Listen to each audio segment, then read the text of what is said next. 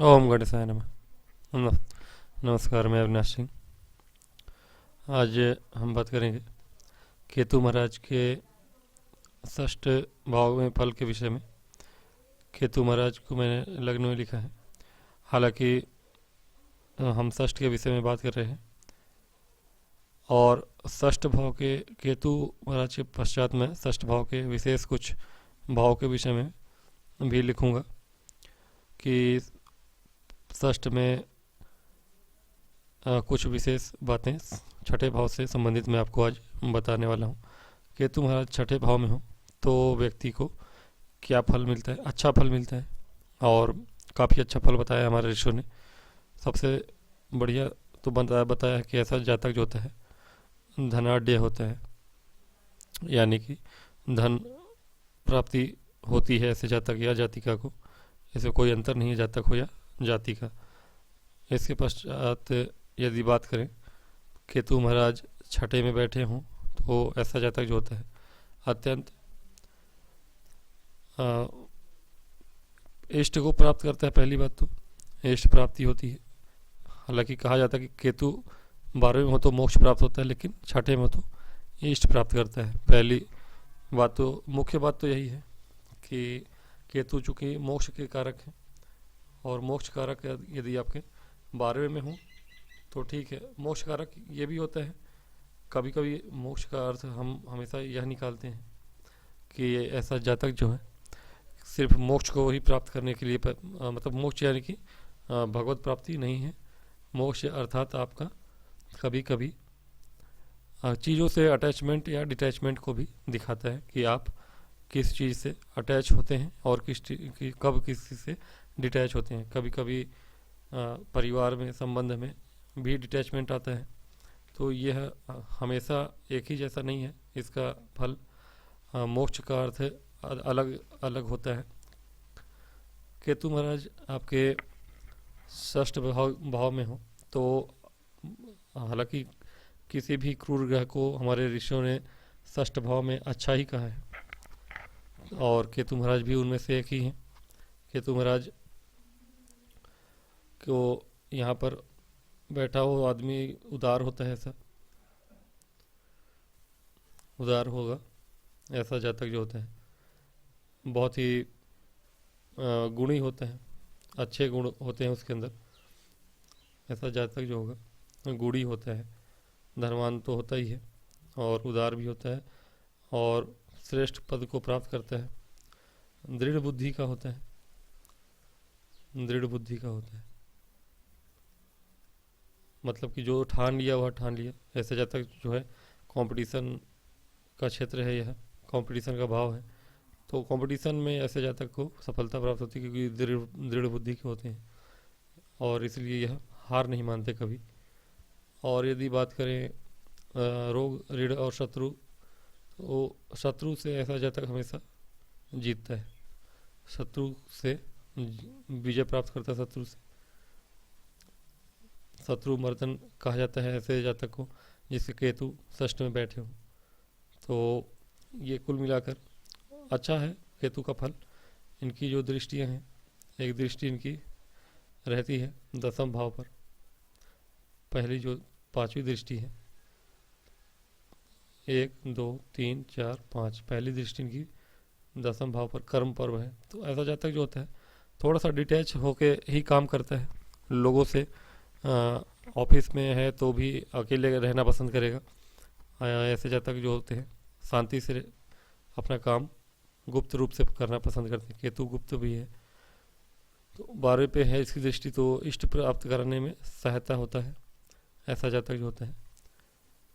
हाँ, खर्चा भी करता है कभी कभी यदि केतु सही नहीं है, किसी पापी ग्रह का प्रभाव है इनके ऊपर तो थोड़ा सा दिक्कत होता है। चूँकि राहु यहाँ बैठे हैं, केतु यहाँ है तो राहु यहाँ होंगे तो थोड़ा सा खर्चा और विदेश से जुड़ा हुआ काम आदि करता है, तो सरलता से ये समझा जा सकता है। हाँ, एक भाव धन भाव पर है, एक दृष्टि इनकी धन भाव पर है, वह थोड़ा सा कभी कभी अच्छा है कभी कभी ही खराब है। मतलब अच्छा तो हमेशा है, इसीलिए धनाढ़ कहा गया है ऐसे जातक को।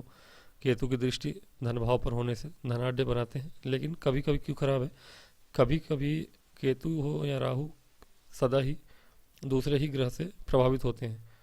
ये दूसरे को भी प्रभावित करते हैं, क्षमा चाहूँगा, लेकिन स्वयं भी प्रभावित होते हैं। तो यदि बुरे प्रभाव में हैं तो कभी कभी यह गोचर में खराब हुए तो धनहीन भी बना देते हैं जातक को। ऐसा नहीं है कि केतु किसी के षष्ठ में बैठे हैं तो वह धनी ही होगा, हो सकता है वह अत्यंत ही निर्धन हो। अचानक से धन प्राप्ति के योग बनाते हैं, ठीक है, अचानक से गुप्त कोई धन आ गया वो ठीक है।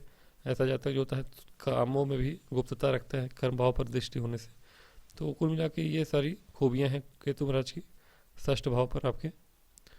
अब अगर बात करें कि आपके षष्ठ भाव में कुछ विशेष बातें बता दूं मैं आपको। षष्ठ में विशेष तो यहाँ कहने के लिए तो बहुत कुछ है, इस एक वीडियो में सम्मिलित होना पूरी बातों को संभवतः संभव होगा नहीं। फिर भी छठे भाव का एक चीज़ है, यह अच्छा भाव तो नहीं है, तो कभी भी आपके पापी षष्ठेश, यदि पापी षष्ठेश मतलब कि छठे घर के स्वामी पापी हैं, अगर पाप ग्रह हैं यहाँ पे इनके मालिक, और वह लग्न में या छठे में या आठवें में ही बैठे हों, तो षष्ठ भाव में मतलब इसी राशि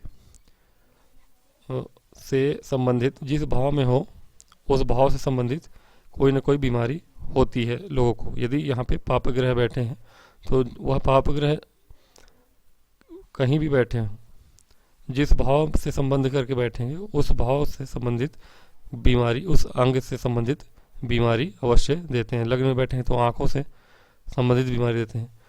6-8 में बैठेंगे तो गुप्त रोग, पेट रोग, कमर में दर्द, ये सब बीमारियां देते हैं। इस तरह से फोड़े, फुंसी वगैरह, गुप्त रोग मतलब भगंदर वगैरह जैसा भी होता है, ये सब चीज़ें होती हैं लोगों को। और यदि बात करें कुछ तो कभी भी षष्ठ भाव में आपको ये नहीं समझना चाहिए कि षष्ठ भाव में कोई भी ग्रह अच्छा फल देता है, लेकिन वह कौन सा ग्रह होता है, वह पाप ग्रह होता है। तो पाप ग्रह जो फल देता है वह पाप फल ही होता है, पाप का नतीजा जो होता है पाप ही होता है। वह अच्छा होता है लेकिन वह अच्छा होकर भी अच्छा नहीं होता। तो ये बात सदैव याद रखें कि पाप ग्रह यदि आपको अच्छा फल दे रहा है तो वह आपके लिए शुभ कभी नहीं हो सकता। तो षष्ठ भाव में कभी भी अच्छा भी एक ही अच्छाई है इसमें कि शत्रु का दमन करने वाला बनाता है। पूर्व में ऐसे जातक को राजा वगैरह भी घोषित कर देते हैं या मंत्री, जिनके षष्ठ भाव में अच्छे अच्छे क्रूर ग्रह बैठे हों, मंगल बैठे हों, राहु बैठे हों, शनि बैठे हों, तीनों एक साथ हों, दोनों एक साथ हों, दो पाप ग्रह एक साथ हों, तो ऐसा जातक प्रबल शत्रु हंता होता था। अतएव ऐसे जातक को मंत्री वगैरह का पद भी दिया जाता था। ऐसा जातक जो है मंत्री का पद धारण करता था। यदि लग्न में आपके मान लीजिए कभी भी लग्न में षष्ठेश या अष्टमेश सूर्य के साथ बैठ जाएं तो जातक को बार बार बीमारी होती है। यानी कि छठे भाव के स्वामी, यहाँ जो भी नंबर लिखा है वह आठवें भाव का स्वामी। तो अभी हम छठे की बात कर रहे हैं तो छठे की ही समझिए, आठवें का भी वैसा ही समझिए। तो ये अगर लग्न में बैठ जाएं और सूर्य हो वहाँ पे, तो ऐसे जातक को जो है बार बार बीमार हो, वैसा जातक जो होता है बार बार वह बीमार होता रहता है। बुखार जैसे कभी कोई होता है। यदि मंगल भी साथ में हो तो ऐसे जातक को गांठ की प्रॉब्लम भी होती है। तो बीमारियों का घर है यह छठा घर। अगर यहाँ का जातक, यहाँ का स्वामी जो है लग्न में बैठेगा तो आपके शरीर, ये लग्न क्या है आपका शरीर है, शरीर पर कोई ना कोई परेशानी बीमारी ले ही आता है। और केतु बीमारियों का घर है, केतु के यहाँ बैठने से भी कोई ना कोई बीमारी कालांतर में होता है। अगर यहाँ का स्वामी वहाँ केतु यहाँ बैठे लेकिन यहाँ का स्वामी अगर लग्न में बैठा है तो केतु के यहाँ होने से वह बीमारी आपको गुप्त रूप से होती ही है। ऐसा भी है। यदि षष्ठ भाव का स्वामी जो होता है लग्न में शुक्र के साथ बैठा हो तो फिर ऐसे जातक को स्त्रियों के संपर्क में आने से बीमारियां होती हैं, गुप्त रोग होते हैं कहीं ना कहीं इस तरह के। अब मान लीजिए कि छठे का स्वामी चंद्रमा के साथ हो, तो फिर ऐसे जातक को कफ या फिर पानी संबंधी शरीर में बीमारियां होती हैं, नसों संबंधी बीमारियां हो सकती हैं कहीं ना कहीं इस तरह से होता है।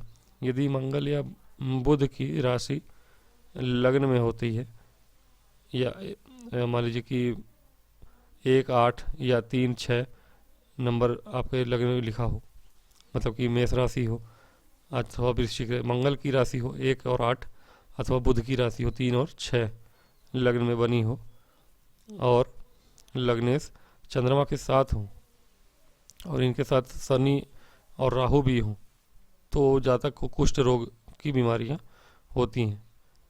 मंगल और बुध की राशि अगर यहाँ बनी हुई होती है, मंगल और बुध की राशि मतलब लग्न आपका हो, मंगल का मेष लग्न हो, वृश्चिक लग्न हो, अथवा मिथुन लग्न हो, कन्या लग्न हो, ऐसे लग्न के जातक जो होते हैं उनको अगर राहु और शनि बैठे हों, आपके लग्नेश चंद्रमा के साथ बैठे हों और शनि राहु भी साथ में, तो कुष्ठ रोग भी देते हैं।